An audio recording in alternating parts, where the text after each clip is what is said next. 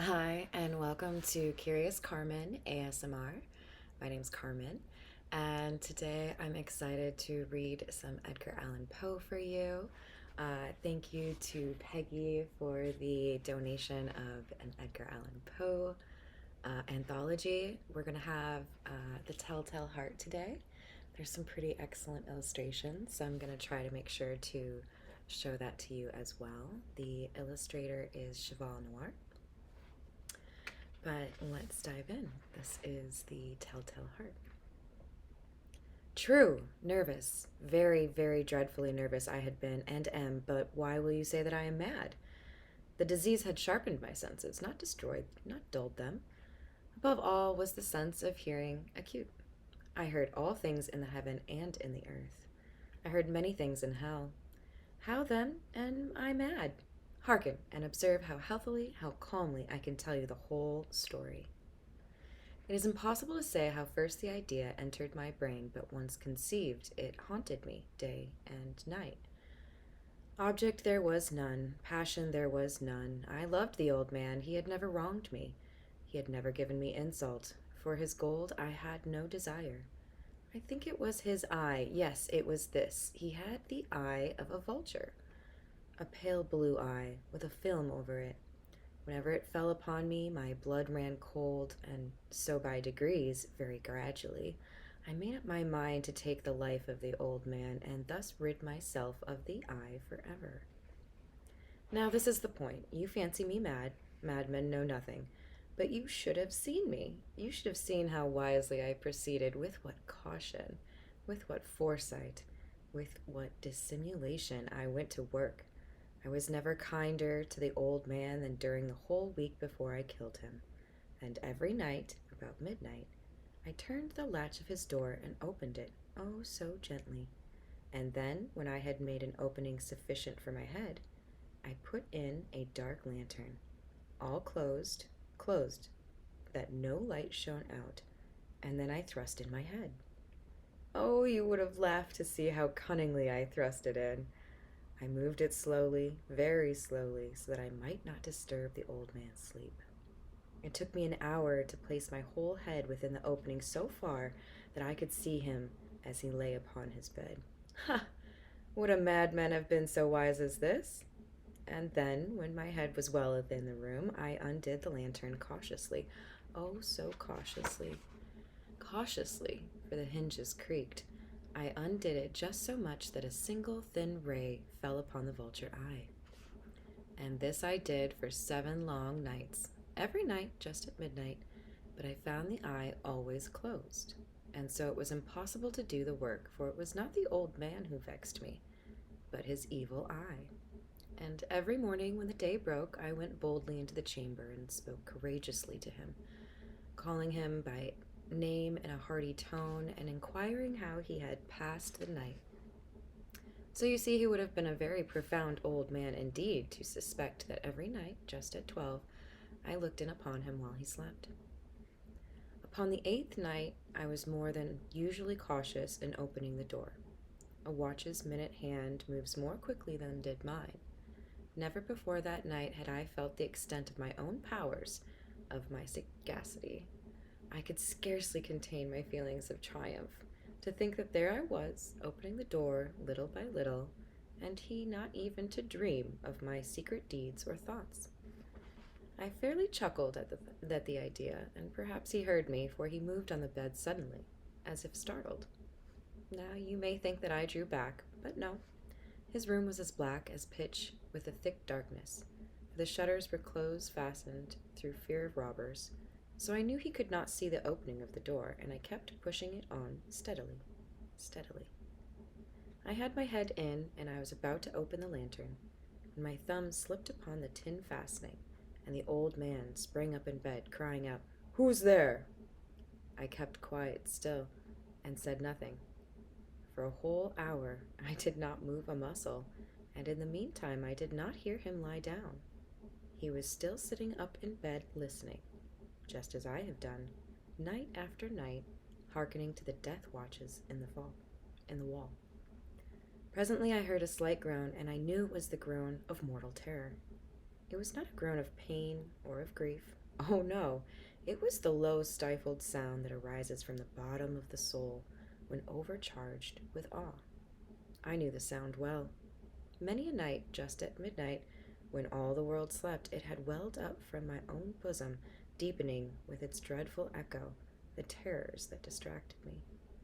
I say I knew it well. I knew what the old man felt, and pitied him, although I chuckled at heart. I knew that he had been lying awake ever since the first slight noise when he had turned in the bed. His fears had been ever since growing upon him. He had been trying to fancy them causeless, but could not. He had been saying to himself, "It is nothing but the wind in the chimney. It is only a mouse crossing the floor." Or, "It is merely a cricket which has made a single chirp." Yes, he had been trying to comfort himself with these suppositions, but he had found all in vain. All in vain because death, in approaching him, had stalked with his black shadow before him and enveloped the victim. And it was the mournful influence of the unperceived shadow that caused him to feel, although he neither saw nor heard, to feel the presence of my head within the room. I'm just going to show you the illustration real quick. When I had waited a long time, very patiently, without hearing him lie down, I resolved to open a little, a very, very little crevice in the lantern. So I opened it. You cannot imagine how stealthily, until at length a simple dim ray, like the thread of a spider, shot from out the crevice and fell full upon the vulture eye. It was open, wide, wide open, and I grew furious as I gazed upon it. I saw it with perfect distinctness, all a dull blue with a hideous veil over it that chilled the very marrow in my bones, but I could see nothing else of the old man's face or person, for I had directed the ray as if by instinct, precisely upon the damned spot. And have I not told you that what you mistake for madness is but over-acuteness of the sense? Now I say there came to my ears a low, dull, quick sound, such as a watch makes when enveloped in cotton. I knew that sound well, too. It was the beating of the old man's heart. It increased my fury, as the beating of a drum stimulates the soldier into courage. But even yet I refrained and kept still. I scarcely breathed. I held the lantern motionless. I tried how steadily I could maintain the ray upon the eye.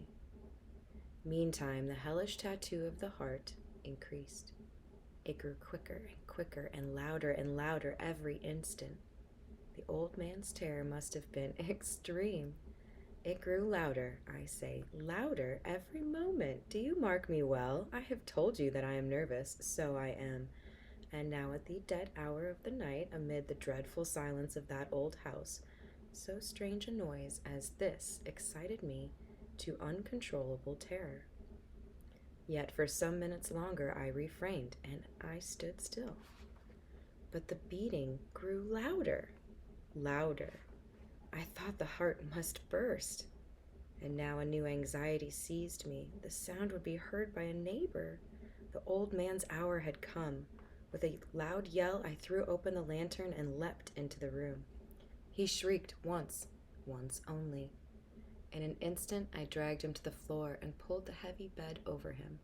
I then smiled gaily to find the deed so far done. But for many minutes, the heart beat on with a muffled sound. This, however, did not vex me. It would not be heard through the wall. At length, it ceased. The old man was dead. I removed the bed and examined the corpse. Yes, he was stone dead.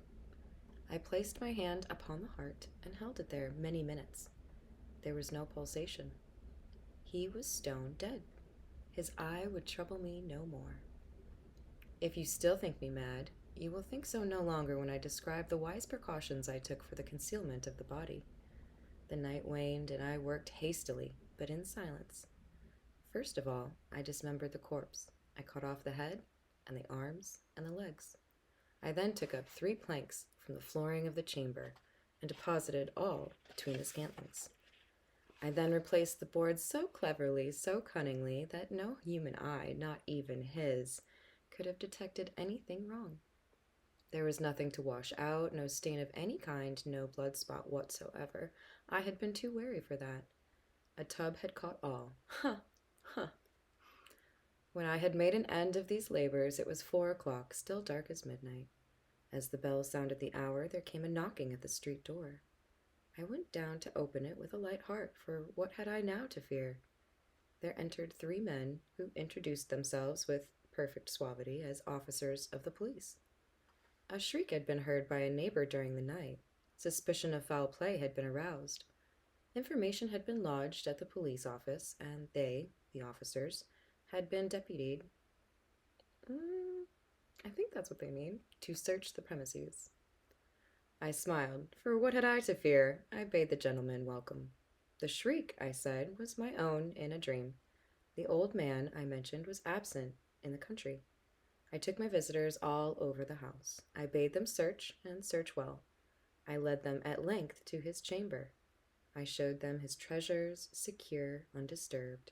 In the enthusiasm of my confidence, I brought chairs into the room and desired them here to rest from their fatigues, while I myself, in the wild audacity of my perfect triumph, placed my own seat upon the very spot beneath which reposed the corpse of the victim.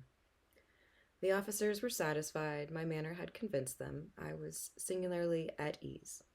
They sat, and while I answered cheerily, they chatted of familiar things. But ere long I felt myself getting pale, and wished them gone. My head ached, and I fancied a ringing in my ears, but still they sat and still chatted. The ringing became more distinct.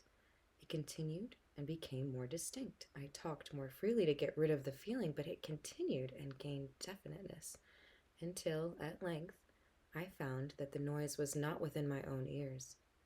No doubt I now grew very pale, but I talked more fluently and with a heightened voice, yet the sound increased, and what could I do? It was a low, dull, quick sound, much such a sound as a watch makes when enveloped in cotton. I gasped for breath, and yet the officers heard it not. I talked more quickly, more vehemently, but the noise steadily increased. I arose, and I argued about trifles in a high key and with violent gesticulations, but the noise steadily increased. Why had they not begun? I paced the floor to and fro with heavy strides, as if excited to fury by the observations of the men, but the noise steadily increased. Oh God, what could I do? I foamed, I raved, I swore. I swung the chair upon which I had been sitting, and grated it upon the boards, but the noise arose over all and continually increased. It grew louder, louder, louder, and still the men chatted pleasantly and smiled. Was it possible they heard not? Almighty God! No, no, they heard, they suspected, they knew. They were making a mockery of my horror. This I thought, and this I think. But anything was better than this agony, anything was more tolerable than this derision. I could bear those hypocritical smiles no longer. I felt that I must scream or die. And now, again, hark! Louder, louder, louder, louder! Villains! I shrieked. Dissemble no more. I admit the deed. Tear up the planks. Here, here. It is the beating of his hideous heart. I love that story. All right, we've got one more. Or actually, I think there was 2 more illustrations for you to see.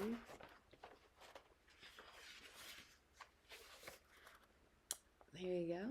I hope you enjoyed that, and I hope you have a great rest of your day.